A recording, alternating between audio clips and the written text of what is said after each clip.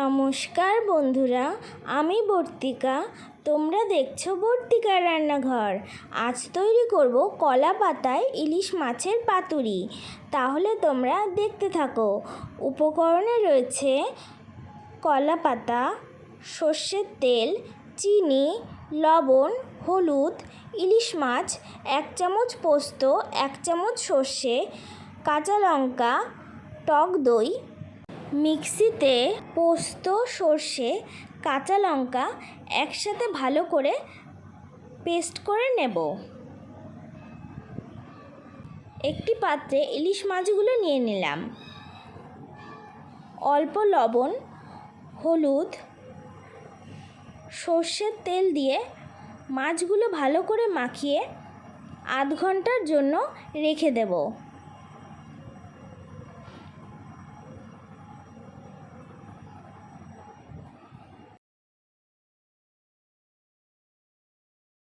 গ্যাসের ওপর একটা চাটু গরম করতে দিয়ে কলা পাতাগুলো ভালো করে সেঁকে নেব, যাতে পাতুরি করার সময় কলা পাতাগুলো মোড়াতে সুবিধা হয়।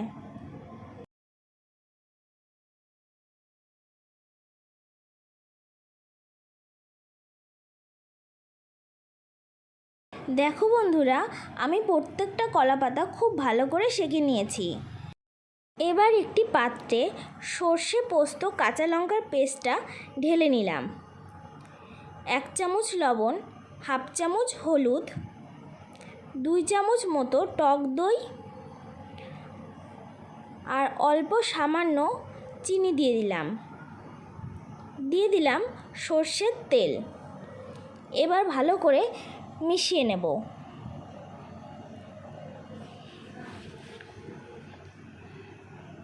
ভালো করে মিশিয়ে নিয়েছি বন্ধুরা। এবার পাতুরিটা তোমাদের কলা পাতায় মুড়িয়ে দেখাবো।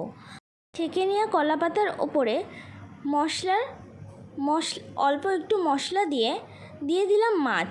আবারও ওপরে আরেকটু মশলা দিয়ে একটা কাঁচা লঙ্কা, অল্প সামান্য সর্ষের তেল দিয়ে দিলাম। দেখো বন্ধুরা, আমি কিভাবে মোড়াচ্ছি, তোমরা ঠিক সেভাবেই মুড়িয়ে নেবে। একটি সুতো দিয়ে এবার ভালো করে চারিপাশটা আটকে নেব।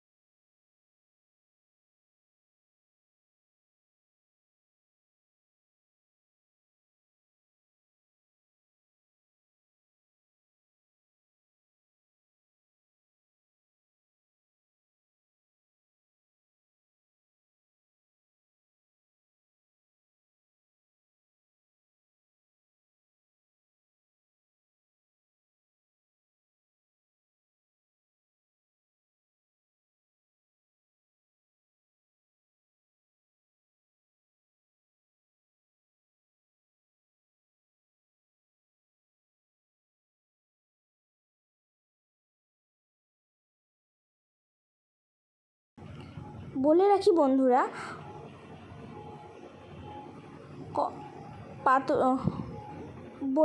বন্ধুরা, পাতুরি করার সময় কলা পাতার ওপরের অংশটা তোমরা ওপরেই রাখবে।